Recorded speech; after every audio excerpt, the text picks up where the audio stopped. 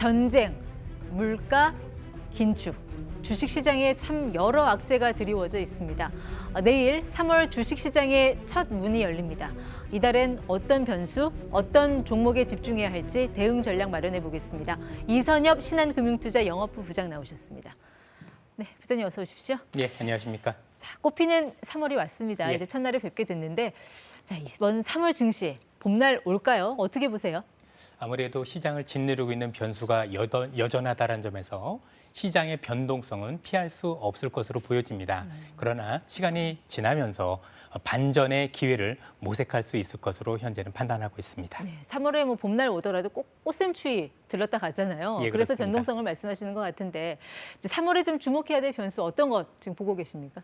먼저 가장 큰 변수라고 볼 수 있다면 미국의 기준금리를 결정할 3월 미국 FOMC 회의가 있을 예정이고요. 네. 또 중국의 향후 정책 방향을 결정할 양회가 개최가 됩니다. 그리고 현재 러시아의 우크라이나 침공과 관련한 변수도 빼놓을 수 없는 변수라고 보고 있고요. 네. 여기에 3월 9일에 우리나라 새로운 정부가 탄생을 하죠. 예. 대선도 3월 증시에 영향을 미칠 것으로 보여집니다. 자, 맨 처음 이제 말씀하신 게 이제 미국 FOMC 회의. 여기서 이제 금리 인상. 사실상 뭐 여기서 인상은 결정이 됐다고 봐야 될 것 같고, 인상의 폭이 관심입니다. 지금 0.25%포인트 올리냐, 0.5%포인트를 올릴 거다. 이게 전망이 극과 극으로 엇갈리는데 어떻게 전망하세요? 당초 12월까지만 하더라도 또 올 1월까지만 해도 0.5%포인트 인상을 현재 시장이 예상을 하다가 근래 들어서는 현재 0.25%포인트 올리는 것으로 현재 예상을 하고 있는데요. 현재 0.25%포인트 올리는 게 네. 연방 선물 기금에서는 현재 96% 정도 반영을 하고 있으니까 현재까지는 0.5보다는 0.25%포인트의 무게가 실려 있는 모습입니다. 왜 그렇게 좀 분위기가 달라진 건가요? 우선 보셨다시피 러시아, 우크라이나 침공으로 인해서 시장의 불확실성이 확대되다 보니까 네. 이걸 조금 더 지켜보자는 시각들도 있고요. 또 연준 여러 인사들도 현재 0.5%포인트를 올렸을 경우 나올 수 있는 경기에 대한 부작용을 네. 우려하는 목소들도 높아지면서 전체적으로 0.5%포인트보다는 0.25%포인트 인상에 무게가 실리고 있는 모습입니다. 그래도 물가 인상에 대한 우려가 워낙 높아서요. 한 번에 그냥 0.5%포인트 확 올려서 조기에 안정시킬 뭐 그런 가능성은 없을까요? 그럴 가능성을 지속적으로 연준은 내포할 가능성이 높다라고 보여지는데 아무래도 연준이 지금 해야 될 일 중에 하나는 기대 인플레이션을 차단하는 거겠죠. 네. 이 기대 인플레이션을 차단하기 위해는 아무래도 선제적으로 금리 인상 폭을 높이거나 좀 더 강한 매파적인 성향을 보여야 이게 효과적으로 제어될 수 있다는 점에서 네. 이런 어떤 가능성도 완전히 현재 배제할 수는 없는 상황입니다. 그 시장이 뭐 좋든 나쁘든 간에 좀 방향성이 확실해져야 이제 투자자들도 좀 시장에 어떻게 대응을 하고 할 텐데, 그럼 그 3월 FOMC 이후에는 이런 불확실성이 해소된다, 이렇게 보면 될까요? 전체적으로 불확실성이 완전히 해소된다라기보다는 일부 우리가 가지고 있었던 긴축에 대한 우려가 일부 완화되는 정도로 판단을 해보셔야 될 것 같습니다. 네. 현재 많은 투자자들이 현재 연준보다 긴축에 대한 어떤 그 우려가 훨씬 더 강할 수 있다라는 부분이 시장에 반영이 되면 그 부분만큼 완화가 된다라고 보셔야 될 것 같고요. 아무래도 물가가 여전히 높다는 점에서 놓고 볼 때 연준은 매파적인 어떤 기조를 꺾을 것 같지는 않습니다. 자, 두 번째 키워드로 제시를 해주셨던 게 이제 중국의 양회. 이거를 뭐 최대 정치 행사라고 하지만 사실 1년간 어떤 경제 정책 방향이 나오는 경제 행사로도 볼 수가 예, 있지 그렇습니다. 않습니까? 어떤 방향을 예상하시고 그게 우리 경제는 또 어떤 영향을 줄 걸로 보시는지. 얼마 전까지 중국 같은 경우는 경제 성장보다는 규제, 정확하게 하면 공동부유라고 해서 현재 그 성장보다는 네. 어떻게 보면 이제 분배에 대한 목적을 둔 게 가장 큰 시장에 영향이 있었다고 보여지는데요. 예. 이번에 양회를 통해서는 향후의 경제 정책 방향에 대해서 다소 성장에 무게를 두는 그런 정책을 내놓지 않겠느냐는 기대들이 네. 많아지고 있는 것이 사실이고요.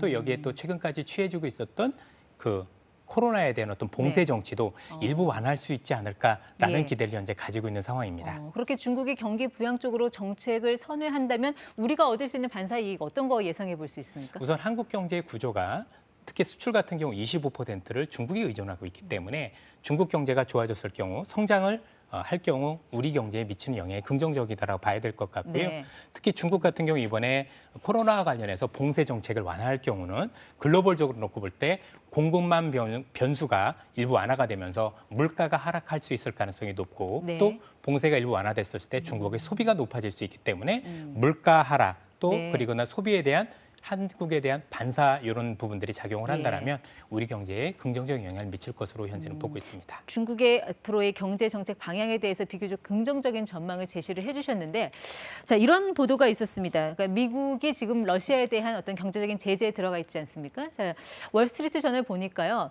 중국 등 다른 국가가 대러 제재 회피를 도우면 그들 또한 제재 대상에 오를 거다. 쉽게 말해서 이제 중국이 미국의 대러 제재에 좀 동참하지 않으면 뭐 어떤 응당한 뭐 제재가 가할 수도 있다 이런 얘기인데, 자, 이렇게 됐을 경우 이게 현실화됐을 경우 우리 경제에 미치는 타격 이런 것도 조금 염두에 둬야 되지 않을까 싶은데 어떻게 보세요? 현재 확정된 게 없기 때문에 뭐 어떻게 해야 된다라고 말씀을 드리기는 어렵겠지만 우선 중국이 경제 대상에 오른다라고 봤었을 때 우리 경제에 미치는 영향도 사실상 어느 정도는 감안을 해야 되지 않을까라고 생각을 하고 있습니다. 네. 다만 현재 또 어떤 식으로 어떤 또 어느 규모까지 현재 그 제재를 할 것인지에 대한 부분이 결정되지 않았기 때문에 네. 지금 판단하는 것은 좀 섣부르지 않느냐라고 보여집니다. 향후 제재가 결정이 됐을 때 그에 따른 어떤 그 부분은 다시 한번 좀 살펴봐야 될 것으로 보여집니다. 네. 자, 지금까지 한 세 가지 변수를 이제 대략적으로 훑어봤는데 이제 항상 투자자들의 걱정은 그거 같아요. 이 세 가지 변수가 나와는 있는데 이게 어떻게 조합을 맞춰서 어떤 그림이 그려질지가 아직까지 확실하지가 않잖아요. 자, 이런 변동성이 많은 장세에서 투자자들 어떻게 대응해야 됩니까? 아무래도 각각의 변수가 우리가 반드시 예상한 대로 전망한 대로 흐르진 않을 가능성이 높습니다. 따라서 시차를 두고 네. 이런 변수들이 우리 시장에 우호적으로 작용할 것인지 아니면 다시 불리한 쪽으로 전개될지 확인하실 필요가 있다라고 보여지고요. 예. 현재까지는 그래도 다소 기대가 좀 우세한 편이지만 네. 이런 기대들이 현실화되는지 따져보실 필요가 있다라고 판단을 하고 있습니다. 지금 우리 기업들 중에서 많은 기업들이 연중 그 최저가 주가를 기록한 이걸 우리가 신저가라고 이야기하잖아요. 이런 기업들이 많이 나오고 있습니다. 그래서 일부 투자자들은 이때 좀 저가에 사는 그런 기회로 삼을까 하는 분들도 계신데 이런 전략에 대해서는 좀 어떻게 조언을 해주시나요? 네, 뭐 충분히 많이 하락을 했기 때문에 저가 매수 기회로 활용하는 건 좋다라고 보여지지만 아무래도 주가 또는 주가가 하락했었을 때는 그만한 이유가 있다라고 보여지는데 향후 시장이 반등했었을 때 과연 그 기업들이 반등에 동참할 수 있는지 여부를 따져보실 필요가 있기 때문에 네. 단순히 많이 빠졌다라고 해서 접근할 게 아니라 옥석을 가리는 선별 작업을 하실 필요가 있는 시점이라고 보여집니다. 그러니까 싼 주식을 사더라도 그게 계속 싼 상태로 머물러 있으면 의미가 없으니까 그렇습니다. 시장이 반등했을 때 누가 주역이 될 것이냐 이제 업종을 봐야 된다는 말씀이신데 예, 그럼 그렇습니다. 업종 전략 어떻게 세우면 좋습니까 이번 달에? 우선 현재까지는 경기도 어렵고 여러 가지 변수들이 있기 때문에 크게 세 가지 측면에서 업종에 대해서 좀 접근해 보실 필요가 있다고 보여지는데요. 경기가 어려움에도 불구하고 지금 이익이 증가하는 업종들이 있습니다. 네. IT라든가 아니면 IT 중에서도 하드웨어 업체들 네. 중심으로 현재 이익이 증가해야 되는 어떤 부분들이 여전히 있다라고 보시면 될 것 같고요. IT라고 하면 반도체, 뭐 예, 스마트폰 그렇습니다. 이런 거 말씀하시는 반도체 이런 건가요? 것들 네. 보시면 될 것 같고요. 거기에 뭐 운송 업종이라든가 이런 업들 중에서도 기업을 선별하실 필요가 있지 않느냐 싶고요. 또 네. 최근에 물가 때문에 비용이 많이 올라가 있지 않습니까? 예. 이 비용을 전가시킬 수 있는 기업들도 거기에 해당된다고 볼 수가 있을 것 같습니다. 뭐 비용을 전가시키는 기업이라고 하면 음식료가 대표적으로 되겠죠. 네. 최근에 뭐 농산물 가격 오른 걸 그대로 반영을 해서 지금 뭐 소주값도 올린다든가 아니면은 최근에 뭐 라면부터 시작해서 가격들을 많이 올리지 않았습니까? 이런 기업들 같은 경우는 이미 올라간 비용을 소비자들한테 전가를 했기 때문에 네. 실적이 긍정적으로 나올 가능성이 높습니다. 이런 기업들도 선별하실 필요가 있다고 보여지고요.